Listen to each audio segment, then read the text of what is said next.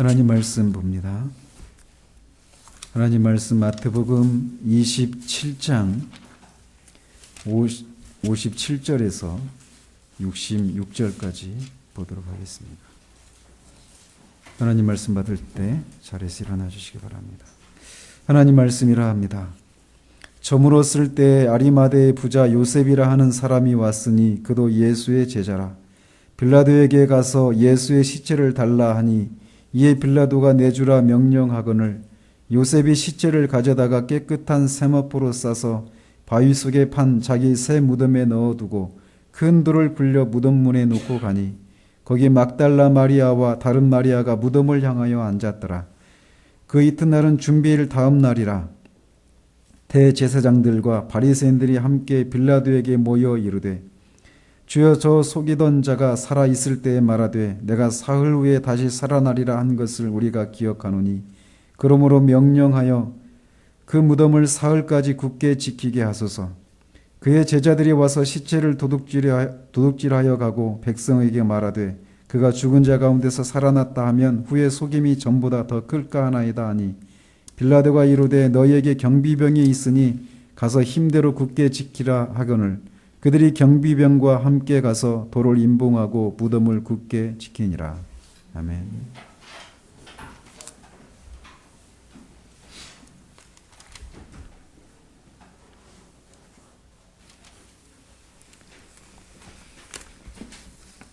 지난주에는 예수님께서 십자가에서 죽으셨을 때 일어난 신비한 표적들을 지켜본 백부장의 반응과 그 모든 과정을 지켜보았던 이 갈릴리에서부터 예수님을 따랐던 여인들에 대해서 살폈습니다.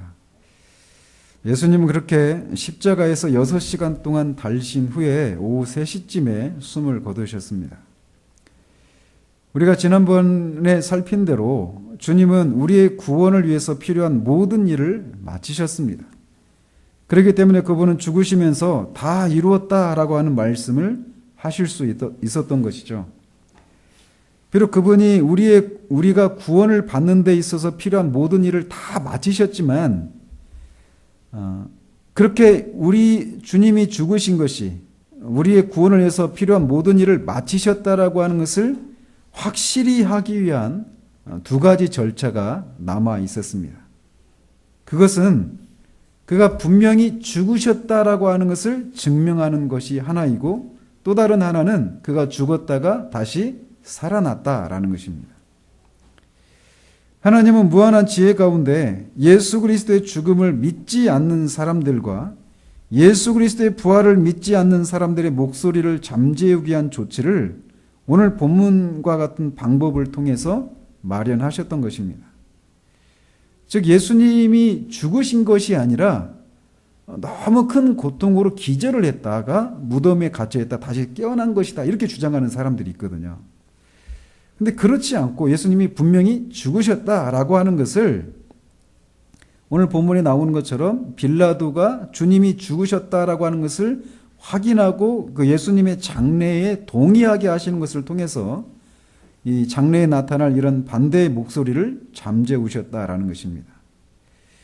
오늘은 우리의 구원이 확실하다. 예수님이 우리의 구원을 위해서 필요한 모든 일을 다 이루셨다라고 하는 두 가지 이 증거 중에 하나인 예수님이 분명히 죽으셨다라고 하는 이 사실에 대해서 살펴보도록 합니다.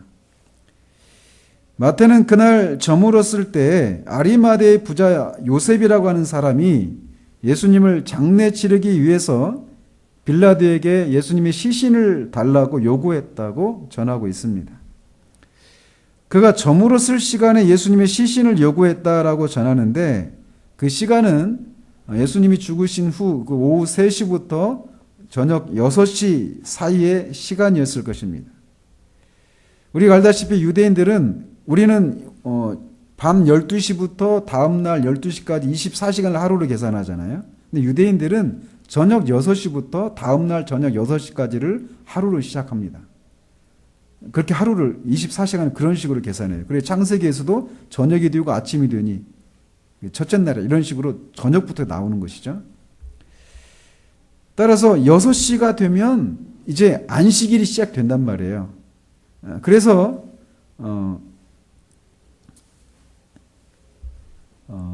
빌라도에게 예수님의 시신을 달라고 요셉이 요구했던 것입니다.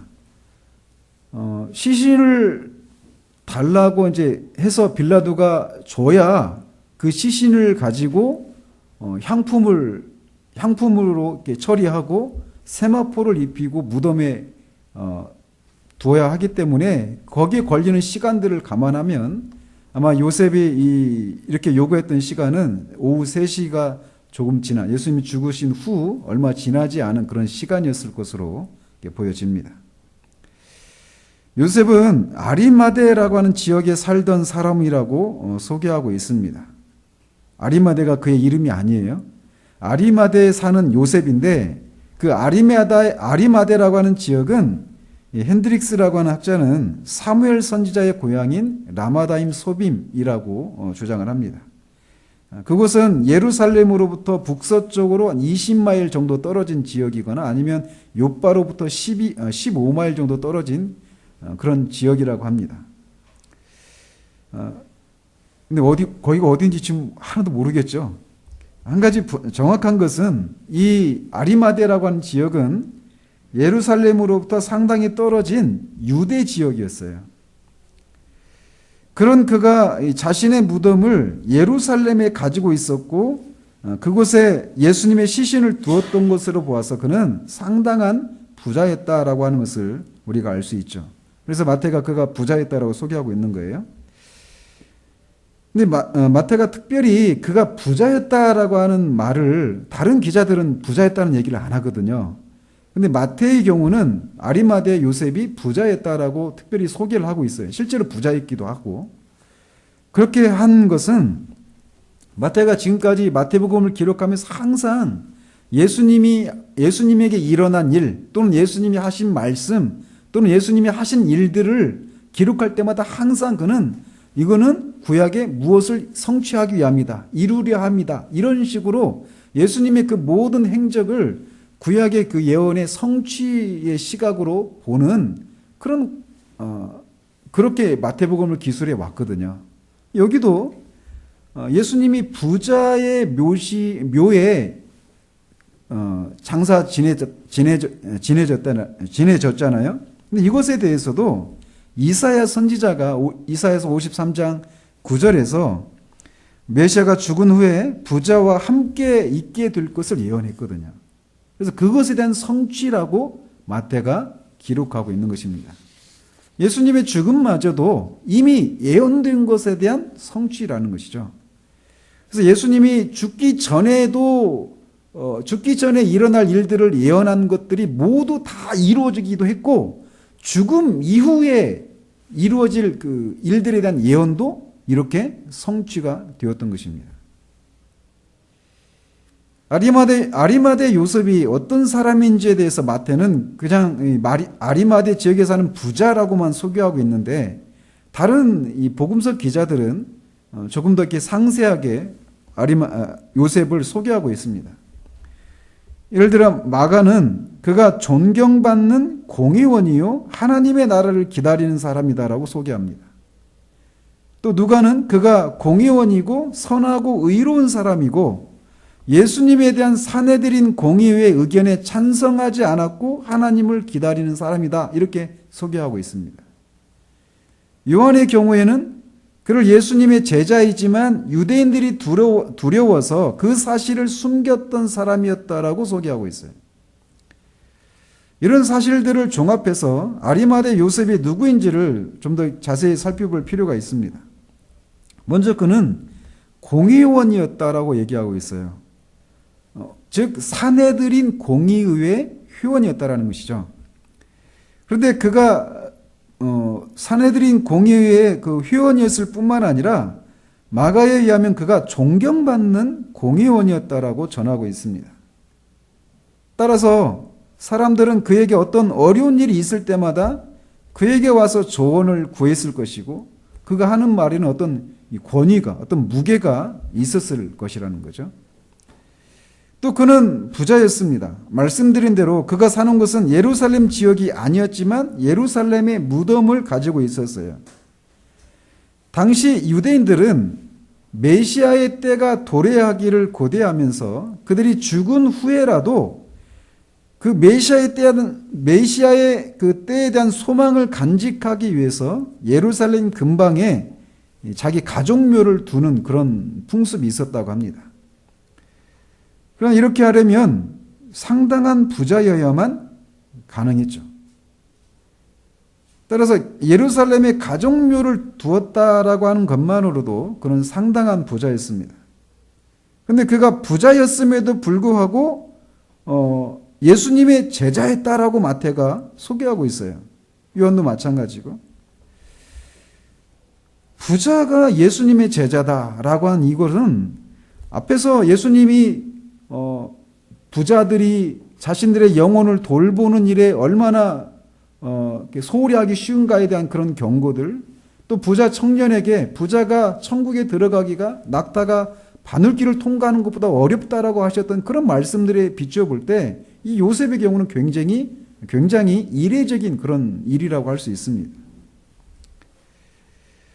따라서 이 부자였던 요셉이 예수님의 제자다라고 하는 이 사실은 부자인 사람이 분명히 자신의 영혼을 돌보는 일에 소홀히 할 수 있는 위험이 가난한 사람보다 더 큰 것은 사실이지만 부자라고 하는 그 사실을 인해서 천국에 들어가지 못하는 것은 아니다라고 하는 것을 우리는 여기서 또 볼 수 있습니다.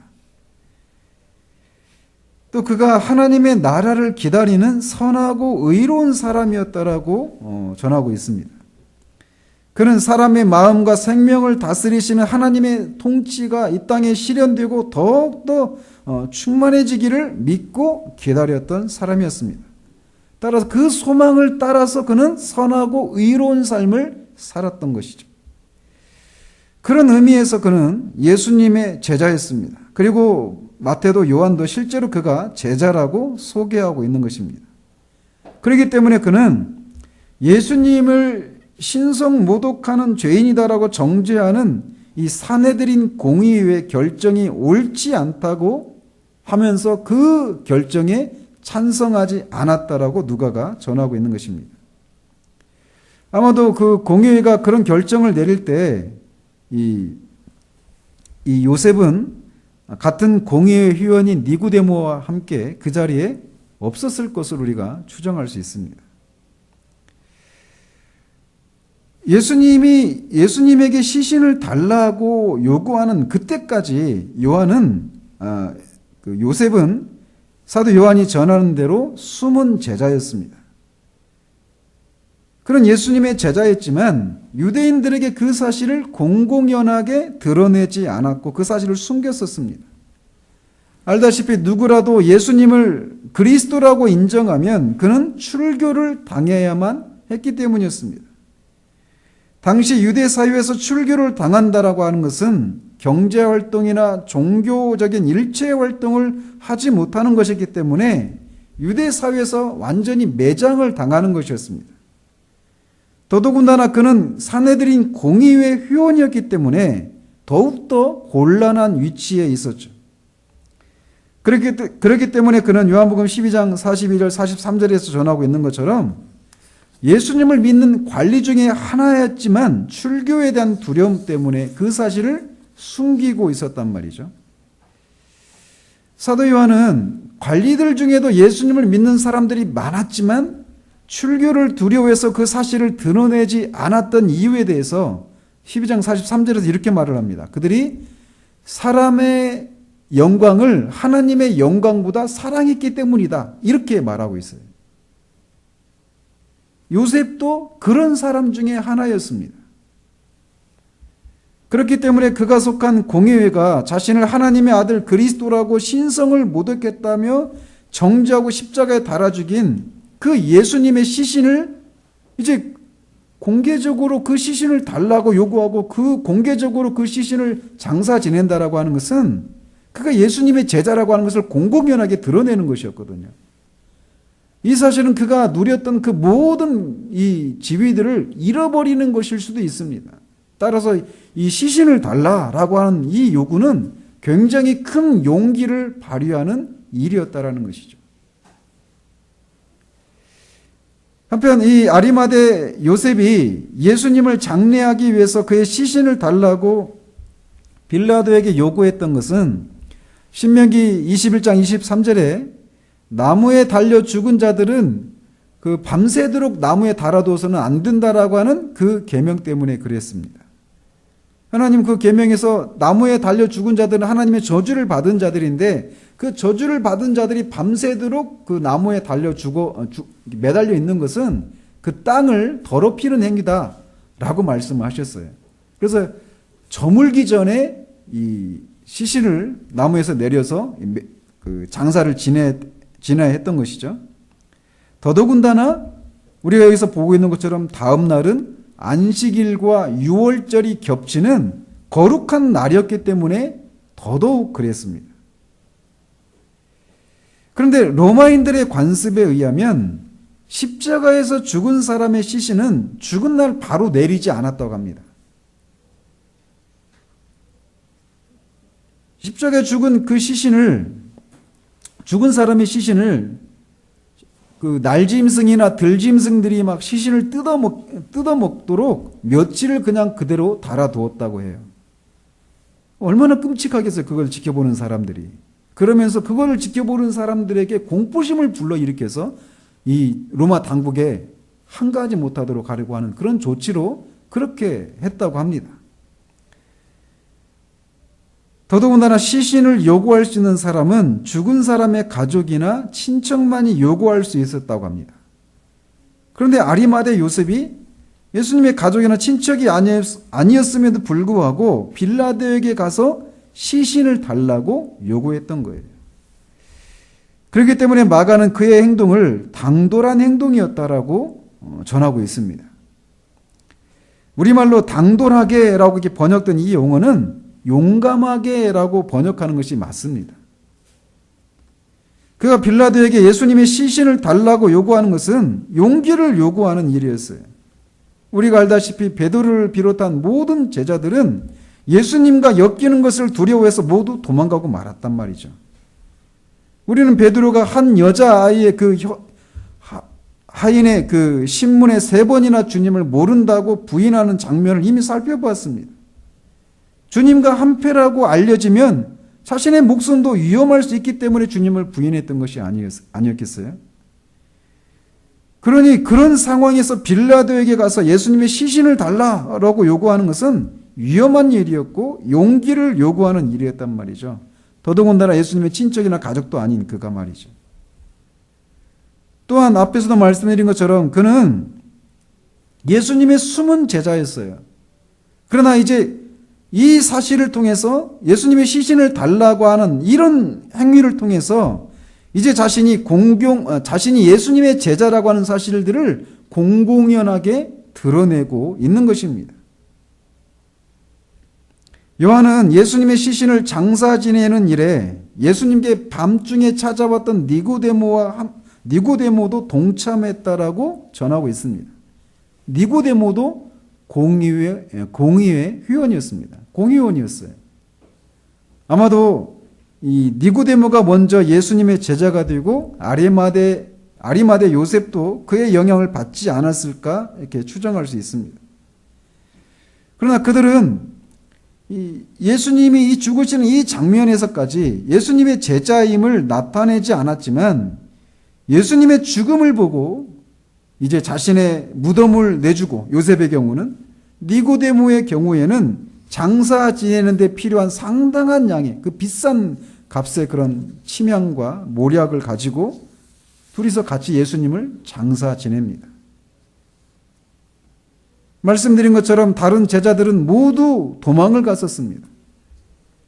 요한의 경우는 예수님으로부터 내 어머니이다라고 한 이런 말을 들었던 것으로 보아서 그 자리에 있었던 것으로 보이는데 나중에 보면 이 예수님의 어머니 마리아가 예수님이 무덤에 갇히시는 그런 장면 속에서는 그 자리에 없었던 것으로 확인이 돼요. 따라서 예수님으로부터 그 말을 듣고 나서 예수님의 어머니를 다른 곳에 모셔드리러 갔다가 오는 사이에 아마 이렇게 아리마대 요셉이 장사를 지냈던 것으로 보여집니다. 그들은 3년 동안이나 예수님을 따르던 공공연한 제자들이었지만 모두 도망갔어요.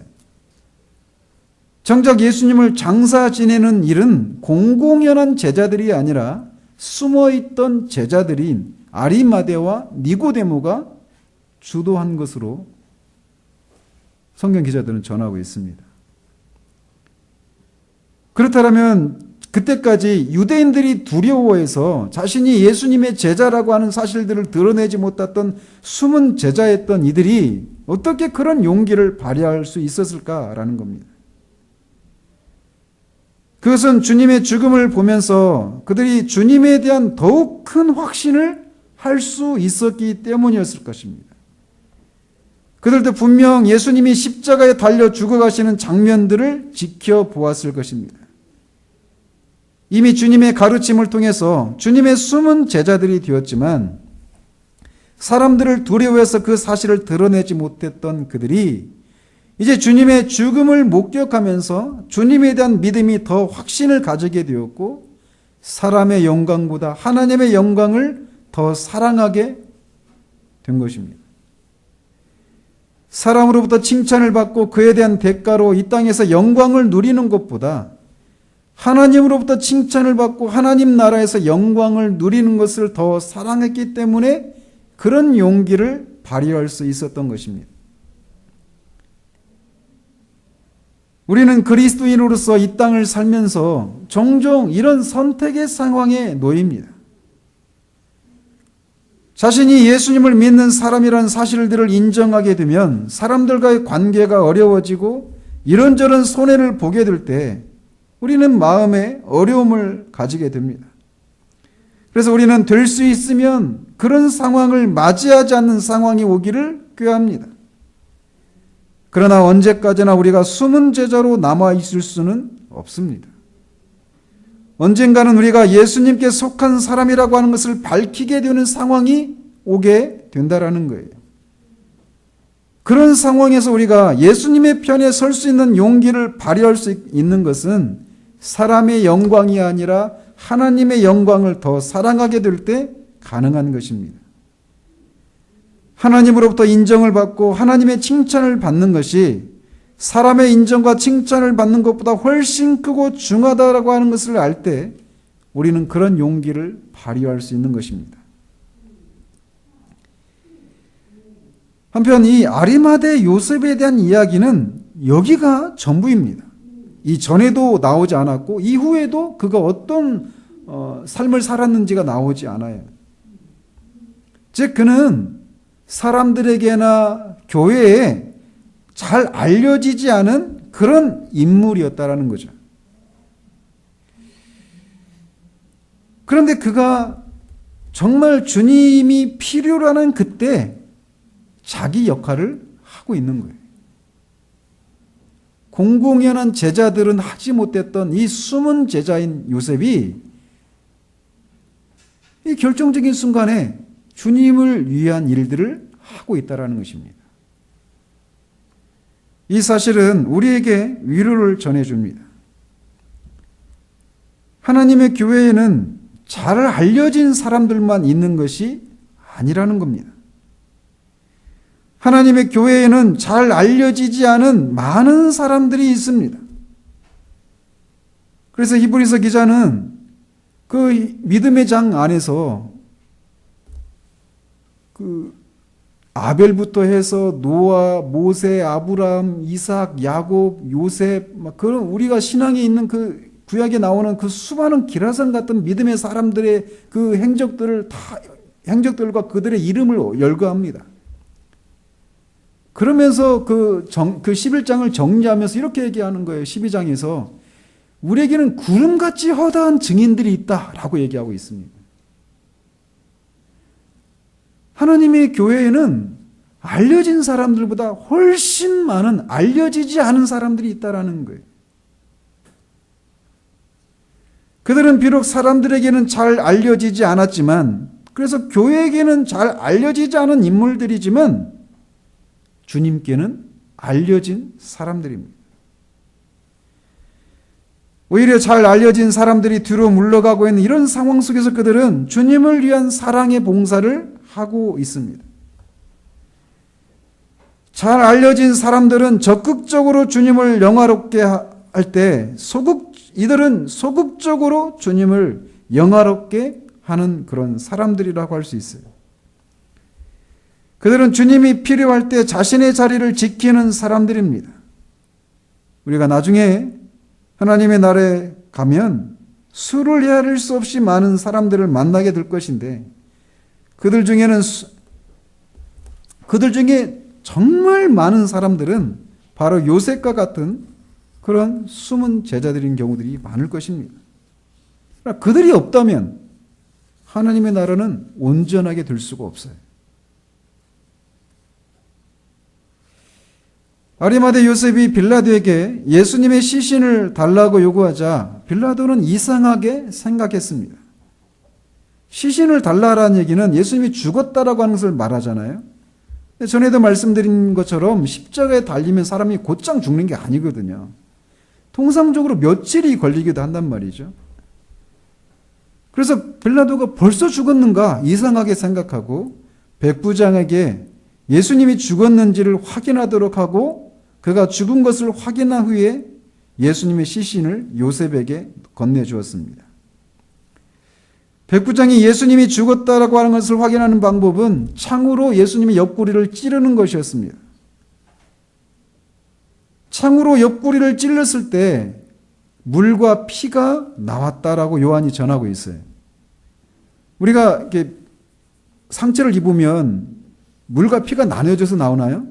아니죠. 섞여 있단 말이에요. 그냥 피가 나오는 거죠. 피 안에 물이 있는 것인데 이런 찔렀을 때 물과 피가 흘렀다라고 요한이 구별해서 이렇게 얘기하고 있단 말이죠.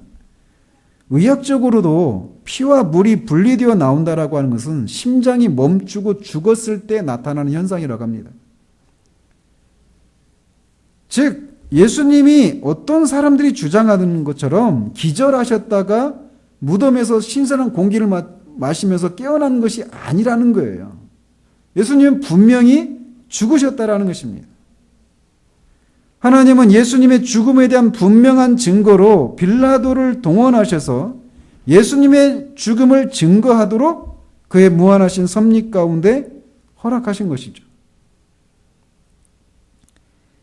아리마대 요셉은 니고데모와 함께 예수님의 시신을 그가 사놓은 새 무덤에 향품과 함께 세마포를 입히고 무덤에 넣어두고 큰 돌을 굴려 무덤문을 막아놓고 돌아갔습니다. 썩지 않을 몸을 입고 부활하실 주님이 아무도 장사 지낸 적이 없는 새 무덤에 묻히는 것은 합당한 일이었습니다. 주님의 시신은 그곳에 세마포가 입혀진 채로 장사되어졌습니다. 그리고 그것을 지켜보던 여인들이 있었는데 막달라 마리아와 다른 마리아가 있었다라고 마태가 전하고 있어요. 여기 다른 마리아는 이 앞에 56절에서 말하고 있듯이 야고보와 요셉의 어머니 마리아였습니다. 그 여인들은 주님을 사랑해서 갈릴리에서부터 따라왔던 여인들이었는데 주님이 숨을 거두시자 어떻게 주님을 장사 지내야 하는지에 대해서 슬픔 가운데 많은 걱정을 하고 있었을 것입니다. 주님이 죽으셨는데 장사를 지내야 되는데 내일이면 안식일이고 아마 발을 동동 굴렀을 거예요. 아무도 주변에 제자들이 없고 여자들이 어떻게 하겠어요? 연고도 없고. 근데 거기에 아리마대 요셉이 예수님의 시신을 거둘 때 그 여인들의 마음에는 큰 안도가 있었을 거예요. 그러면서 그 장사 지는 아리마대 요셉과 니고데모가 주님의 시신을 그 장사 지내는 것을 지켜보면서 안도하고 그 무덤의 위치를 알아놓았습니다. 나중에 보면은 그 향품을 가지고 예수님 향품을 바르기 위해서 무덤의 위치를 확인하고 있었는데 이들은 주님의 죽음에 대한 중요한 증인들이 되었습니다. 어떤 증언이 사실이기 위해서는 사실이라고 하는 것을 확보하기 위해서는 2명 이상의 증인들이 필요했거든요.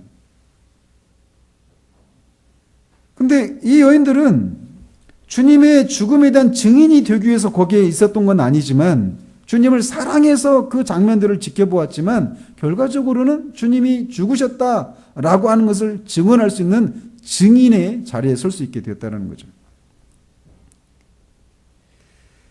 이렇게 주님이 그 장사 지내는 그런 장면을 지켜보는, 주님을 사랑하기 때문에 그 장면을 지켜봤던 여인들이 있었던 반면에 또 다른 목적을 가지고 주님의 그 장사 지내는 그 장면이나 무덤을 지켜보는 또 다른 그룹이 있었습니다. 그들은 전혀 다른 악한 의도를 가지고 주님의 무덤을 예의주시했습니다. 그들은 대제사장들과 바리새인들이었습니다. 당시 대제사장들은 대부분 사두개파 출신들이었습니다. 이 사두개파 출신들인 대제사장들과 바리새인들이 예수님의 그 장례와 관련해서 서로 한 가지 모의를 하기 위해서 빌라도의 관정에 모여들었습니다. 그들은 예수님을 빌라도에게 넘겨줄 때 이방인과 접촉을, 명제를 이렇게 부정한 채로 명제를 맞이하지 않기 위해서 이방인과 접촉을 피했단 말이에요. 근데 이번에는 빌라도의 관정에까지 들어가서 빌라도와 이 악한 일을 도모합니다. 그런데 이 사두개파와 바리새인들은 서로 앙숙 관계였어요. 라이벌 관계였습니다. 사두개파 사람들은 부활을 믿지 않았어요. 천사도 믿지 않고 영의 존재도 믿지 않았어요. 바리새인들은 그걸 다 믿었죠. 그런데 평상시 이렇게 서로 앙숙 관계였던 이들이 예수님의 죽음과 관련해서 한 가지 염려가 있어서 이방인인 빌라도와 함께 그 한 가지 그 악한 일들을 도모하기 위해서 모였던 것입니다. 그들에게 있는 한 가지 염려라고 하는 것은 예수님이 살아계셨을 때 자신이 죽은 지 사흘 만에 죽은 자 가운데서 다시 살아날 것이라고 하는 말씀을 하셨다라고 하는 것을 그들이 기억하고 있다라는 거예요. 그래서 그들은 빌라도에게 찾아가서 한 가지 부탁을 하려고 했던 것입니다. 웃기지 않습니까? 부활을 믿지 않는 사두개파 출신인 대제사장들이 앙숙관계인 바리새인들과 함께 이방인에게 찾아가서 부활을 할 것이다라고 하는 이 말씀 때문에 생긴 염려를 해소하기 위해서 모였다라고 하는 이 사실이 웃기지 않아요? 바리새파 출신인 대제사장들은 부활 자체를 믿지 않았으니까 뭐 부활을 믿어서 간 건 아니었죠. 물론 바리새인들도 부활을 믿었지만 예수님의 부활을 믿었던 건 아니었어요. 아무튼 그들은 빌라도에게 말하기를 주여 저 속이던 자가 살아있을 때 말하되 내가 사흘 후에 다시 살아나리라 하는 것을 우리가 기억합니다라고 말을 합니다. 저번에도 말씀드렸지만 빌라도와 이 유대의 이 지도자들은 적대적인 관계였습니다. 근데 이 대제사장들과 바리새인들이 빌라도를 주여라고 높여서 부르고 있어요. 그런 반면에 예수님을 가리켜서는 저 속이는 자라고 부르고 있습니다. 참 근데 이 상황이 아이러니한 것은 예수님의 제자들조차도 주님이 부활하실 것에 대해서 말씀하신 것을 온전히 이해하지 못하고 두려움 가운데 있었단 말이에요. 근데 오히려 이들이 주님의 말씀을 기억하고 있어요. 죽은 자 가운데 사흘 만에 다시 살아날 것이다라고 하는. 주님이 죽은 자 가운데 다시 살아날 것이다라고 하는 이 말씀을 제자들에게만 이렇게 사사로이 이렇게 전하셨던 말씀이었습니다. 근데 그들이 이 말씀을 어떻게 기억해낼 수 있었느냐? 아마도 가룟 유다로부터 그 말을 들었지 않았을까? 이런 생각을 해봅니다. 처음에 이들은 예수님을 십자가에 못 박고 그 십자가에서 죽어가는 그 예수님을 보면서 우리가 살펴보았듯이 막 조롱하고 자기들이 그 승리를 자축하고 있었단 말이에요. 그런데 갑자기 그 예수님이 죽은 자 가운데 사흘 만에 살아날 것이다라고 하는 말씀이 기억이 난 거예요. 여기 우리가 기억한다라고 할 때 그 기억한다라고 한 이 쓰인 그 시제를 보면 어떤 생각이 갑자기 떠오른 것을 표현하는 그 시제를 사용하고 있습니다. 그러니까 처음에는 예수님이 죽이는 것을 통해서 자기들의 그 골칫거리가 없어졌다라고 하면서 기뻐하는 그런 분위기였다가 갑자기 예수님이 죽었고 그 시신을 장사 지낸다라고 하는 이런 얘기를 듣고 나서는, 장사 지냈다라고 하는 이 얘기를 듣고 나서는 그들에게 그 사실이 번뜩 기억이 나면서 염려가 생겨난 거예요. 그러면서 만약 사람이 움직이지 않는 그런 안식일 동안 예수님의 제자들이 주님의 시신을 훔쳐다가 숨겨놓고 백성들에게 예수님이 죽은 자 가운데 살아났다라고 하면 예수님이 살아있을 때보다 더 크게 사람들을 속이게 될 것이다라는 거예요. 그래서 제자들이 그 예수님의 그 무덤에 와서 예수님의 시신을 훔쳐가지 못하도록 그 무덤을 지키게 해달라고 그거를 요청하기 위해서 왔던 것입니다. 그들의 눈에는 예수님이 살아있을 동안에 자신을 하나님의 아들 그리스도라고 백성을 속이는 그런 사람에 불과했습니다. 그런데 그때도 많은 백성들이 그들의 관점에서는 미혹되었어요. 예수님을 따랐단 말이죠.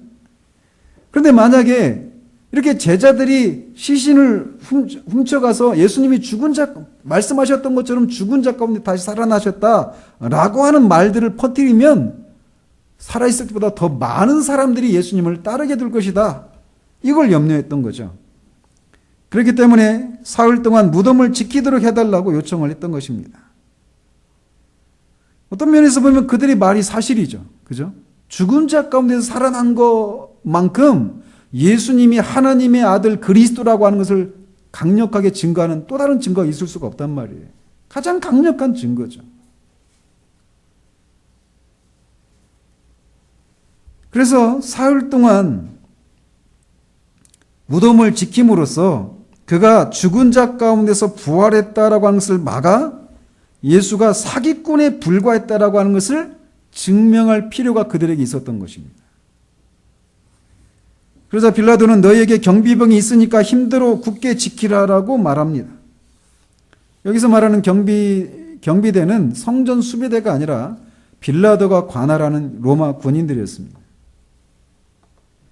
그래서 빌라도로부터 이런 허락을 받은 대제사장들과 바리새인들은 경비대들과 직접 예수님의 무덤에 갔습니다. 그들의 눈으로 직접 확인할 필요가 있었던 거죠. 그래서 그들은 경비병과 함께 예수님의 무덤에 가서 돌을 막아놓은 그 돌에 임봉을 하고 경비병들이 지켰습니다. 즉 바위를 막아놨는데 그 바위 틈을 진흙이나 왁스로 이렇게 막고 거기에 일종의 그 공인을 찍어놓은 거예요. 그거 뗄 수가 없죠. 매우 무거운 바위와 임봉과 경비대, 그들의 눈에는 완벽했습니다. 그 일을 마치고 대제사장들과 바리새인들은 사흘 동안 어떻게 그 사흘을 보냈을까요?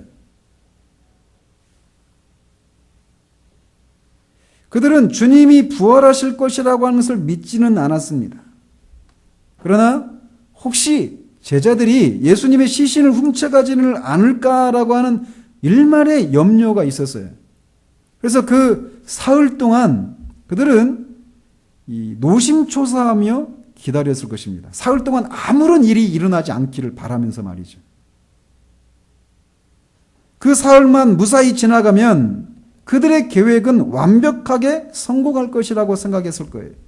이제 더 이상 갈릴리 나사렛 예수로 인해서 골머리를 썩일 필요가 없어지게 될 것이고 모든 혼란은 잠잠해지고 그들이 다시 유대 사회 속에서 누리던 모든 권한들은 다시 온전히 그들의 것이 될 것이었습니다.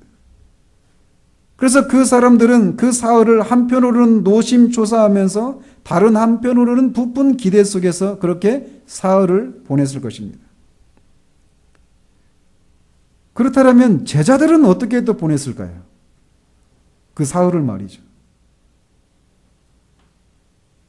요한에 의하면 예수님의 제자들은 예수님이 죽은 자 가운데서 부활하셨다라고 하는 그 예수님의 부활하신 주님을 만났던 그 여인들의 말을 듣고 허탄하게 여겼다라고 전하고 있습니다. 허탄하다라고 하는 것은 영어로 넌센스예요. 그러니까 믿지 않았던 거죠. 즉 어리석고 예수님이 다시 살아나셨다라고 한 이 말을 정작 제자들이 어리석고 무의미한 말로 여겼다라는 거예요. 즉 제자들은 예수님을 정치적인 메시아로서 알고 이미 여러 차례 죽은 자 가운데서 다시 살아날 것이라고 하는 예수님의 말씀을 들었지만 그 말씀을 제대로 이해하지 못했었어요. 그렇기 때문에 그들은 이 사흘을 지나는 동안 혹시나 주님이 부활하실까? 이런 기대를 가지고 사흘을 지낸 것이 아니란 말이에요. 그들은 깊은 슬픔과 두려움과 예수님이 죽으셨기 때문에 모든 것이 끝나버렸다라고 하는 깊은 절망 가운데 이 사흘을 보내고 있었습니다. 이 상황이 얼마나 아이러니합니까? 정작 대제사장들과 바리새인들은 예수님이 속이는 방식이지만 예수님이 다시 부활할지도 모른다라고 하는 이런 두려움 때문에 한켠에 노심초사하고 있어요. 근데 정작 제자들은 그런 기대를 아예 갖지 못한 채 그냥 깊은 절망 가운데, 두려움 가운데 그 사흘을 보내고 있었단 말이죠.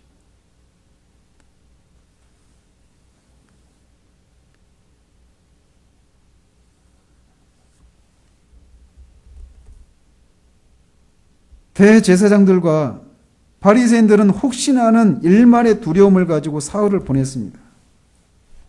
그러나 누가 우리 주님을 죽은 자 가운데서 다시 살아나게 하실 하나님의 손을 막을 수 있겠습니까? 사람의 생각으로는 무거운 바위와 봉인과 경비대가 그 앞을 지킴으로써 죽은 자 가운데서 다시 살아나는 것을 막아보려는 시도가 완벽하다고 생각할지 모르지만 시편 기자처럼 하늘에 계신 하나님이 웃으십니다. 하나님은 악한 자들의 악한 시도를 통해서 선을 이루시는 하나님이십니다. 그들이 예수님의 부활을 막아보려고 하는 이런 시도들은 오히려 예수님이 분명히 죽으셨다는 사실을 입증하는 데 기여하고 맙니다. 만약 예수님이 죽지 않으셨다면 그가 우리를 구원하기 위해 대속의 죽음을 죽었다는 사실이 무너지게 되고 우리에게는 그 어떤 구원의 소망도 가질 수 없을 것입니다. 그래서 지금도 많은 사람들이 예수님이 죽은 게 아니다, 기절했다라고 주장을 하는 거예요. 예수님이 죽었다라고, 분명히 죽었다라고 하는 이 사실이 아니라면 우리의 모든 믿음이 다 헛된 거예요.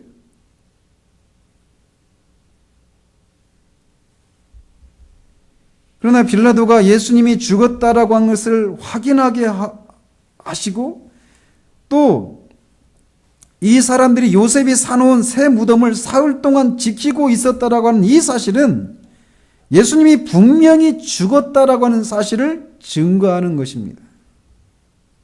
우리의 구원은 예수님이 죽으셨다라고 하는 것에 근거합니다. 그리스도께서 하나님 곧 우리 아버지의 뜻을 따라 이 악한 세대에서 우리를 건지시려고 우리 죄를 대속하기 위하여 자기 몸을 주셨다라고 말하고 있어요. 그분이 죽으심으로 우리는 죄사함을 입은 것입니다. 따라서 우리는 예수님의 장례식을 보면서 슬픔과 함께 기쁨과 소망과 감사를 동시에 품게 되는 것입니다.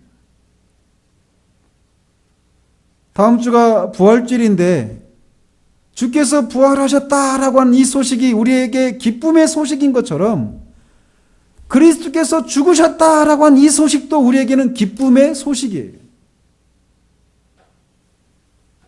그가 죽지 않았다라면 우리가 죽어야 됩니다.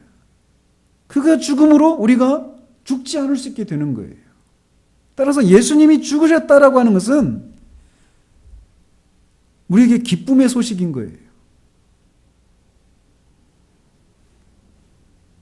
여러분이 나이가 더 들어가면 들어갈수록 우리는 자꾸 장례식에 많이 가게 됩니다. 돌아보면 결혼식보다 장례식이 훨씬 더 많이 간 것 같아요. 앞으로 더 많이 가겠죠. 근데 여러분이 장례식에 가보십시오.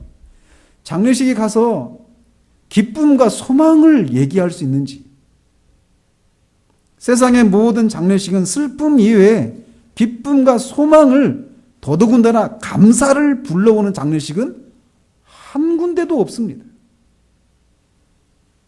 그러나 예수님의 장례식만큼은 기쁨과 소망과 감사를 불러일으킵니다. 왜냐? 그가 죽으셨기 때문에 우리가 죽지 않을 수 있기 때문이에요. 그는 반드시 죽으셔야만 했습니다. 그리고 그는 분명히 죽으셨어요. 그분이 죽으셨다라고 하는 것을 입증했던 사람들은 바로 빌라도와 대제사장들과 바리새인들과 군인들이었습니다. 이게 얼마나 아이러니합니까? 그가 하나님의 아들 그리스도라고 하는 사실들을 믿지 않고 인정하지 않기 위해서 동원되었던 이 사람들이, 그래서 예수님을 죽였던 이 사람들이 예수님이 죽으셨다라고 하는 것을 증거하는, 예수님이 죽으셨다라고 하는 그것이 우리의 복음의 한 측면인데 그것을 증거하는 도구로 사용되고 있다는 거예요. 하나님의 일을 방해하기 위해서 도모했던 이 악한 사람들의 그 악한 의도를 하나님은 복음을 증거하는 도구로 변화시켜 버린다는 겁니다.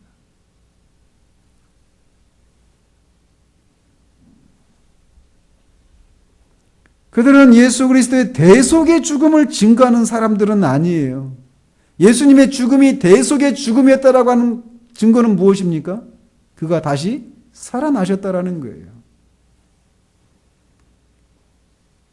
그들은 오히려 예수 그리스도의 부활을 막으려는 악한 시도를 통해 예수님이 분명히 죽으셨다라고 하는 것을 증거하는 도구가 되었습니다. 이처럼 하나님은 종종 악한 자들의 악한 시도를 선으로 바꾸셔서 복음을 증거하고 하나님 나라의 확장을 위해 사용하시기에 능하신 분이십니다. 하나님의 일을 망치려는 악한 자들의 시도는 늘 실패하기 마련이에요. 오히려 그들이 염려했던 일들이 오히려 일어나 버리는 그런 일이 되어지다라는 것이죠. 이런 일들은 성경에 너무나 자주 나옵니다.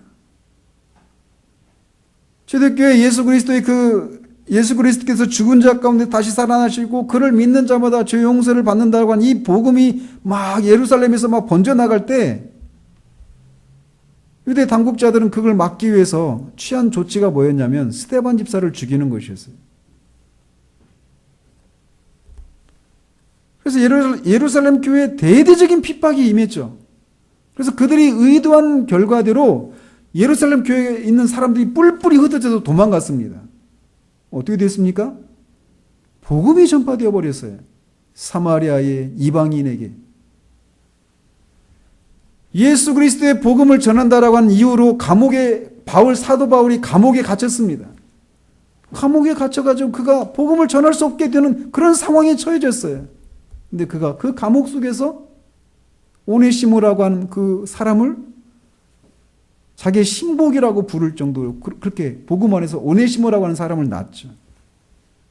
그리고 로마의 그 경비대 안에 복음이 증거되는 그런 일들이 일어나고 도무지 만날 수가 없잖아요. 감옥에 가지 않으면 그 사람들 만날 수가 없잖아요. 감옥에 가지 않으면 빌립보 간수를 만날 수가 없잖아요. 감옥에 갔는데 거기서 복음이 증거되는 거예요.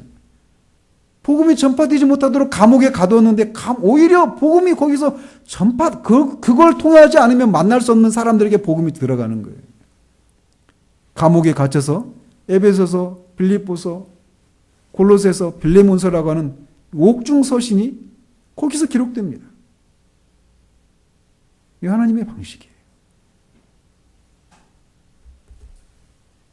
이번 주 수요일날도 말씀드렸지만 우리 교회가 뭐 적게나마 이렇게 후원하고 있는 그 성기사님 계시잖아요. 거기에 그 김정남이 거기서 암살을 당하고 나서 선교사님 네 분이 납치되고 실종이 됐대요. 거기는 그 나라 그 원 종족에게 복음을 전하면 안 되거든요. 근데 그 일을 하던 분들이 납치되고 실종이 됐다라는 거예요. 하나님은 그 일을 통해서도 뜻하지 않은 일들을 하실 것입니다.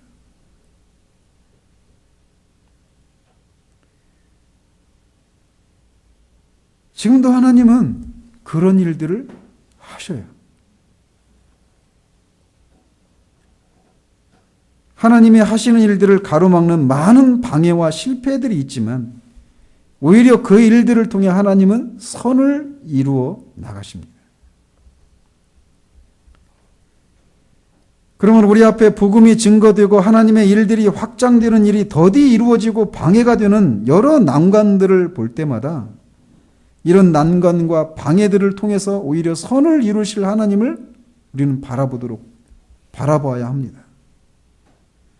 하나님은 그 어떤 삶보다 크신 분이십니다. 마지막으로 한 가지만 더 말씀을 드리고 싶어요. 앞에서도 말씀드린 것처럼 이 대제사장들과 바리새인들은 예수님의 말씀을 기억하고 혹시 그런 일이 일어날까 염려했습니다. 제자들은 낙심하고 절망하고 있었어요. 우리에게도 그런 일이 일어날 수 있습니다. 즉 우리 주변에 있는 가족들, 우리가 예수 믿는 사람이라고 하는 것을 알고 있는 가족들은 우리가 어떤 낙심되고 절망스러운 그런 상황 가운데 있을 때 막 그 코를 빠뜨리겠는데 오히려 그 사람들이 네 하나님이 계시잖아. 이런 얘기를 우리가 들어서는 안 된다라는 거예요.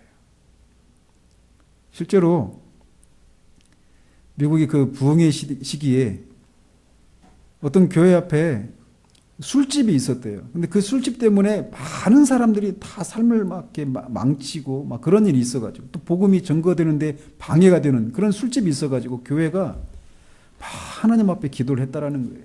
그 술집이 망하기를. 근데 진짜 망해버렸습니다. 어떻게 된 줄 아세요? 그 술집 주인이 법원에 소송을 건 거예요. 저 교회 사람들이 우리 집 망하도록 기도해가지고 우리 술집이 망했다. 술집 교회는 아니다. 이런 우픈 일들이 우리의 삶 가운데 일어나서는 안 돼요. 우리는 살아계신 하나님을 믿는 사람들입니다. 악한 자들의 악한 의도를 선으로 바꾸시는 하나님을 믿는 사람들이에요. 누가 하나님이 하시는 일들을 막을 수 있겠습니까? 하나님이 하신 약속은 그리스도 예수 안에서 모두 예입니다. 그 하나님을 모든 상황 속에서 바라보도록 하십시다. 기도하겠습니다.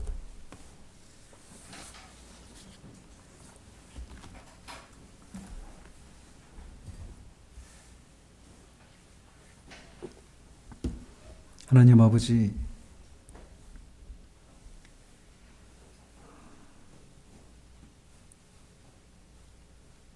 요셉처럼 우리가 숨은 제자들과 같은 교회에 또 사람들에게 알려지지 않은 그런 제자의 삶을 우리가 살다가 우리의 날을 마칠 수도 있을 것입니다. 그러나 사람의 영광보다 하나님의 영광을 사랑함으로 주님이 우리를 필요로 하실 때 그곳에서 주님을 향한 사랑의 헌신을 통해 주님께 알려지는 것으로 만족하는 그런 우리들의 삶이 될 수 있도록 주님 도우시옵소서. 하나님은 악한 자들의 그 모든 악한 도모들을 바꾸셔서 선으로 만드시는 하나님이심을 우리가 주님의 그 무덤 앞에서 헛되게 지키고 있는 이 사람들의 그 악한 도모들을 하나님이 어떻게 하셨는가를 기억함으로 우리가 겪게 되는 그 모든 난관과 어려움들 앞에서 그 하나님을 믿음으로 바라보는 우리들 될 수 있도록 주님 도우시옵소서.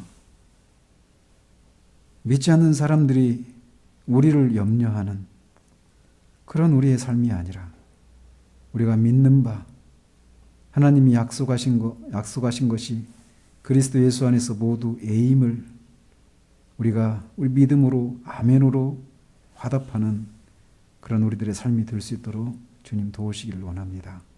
예수 그리스도 이름으로 기도합니다. 아멘.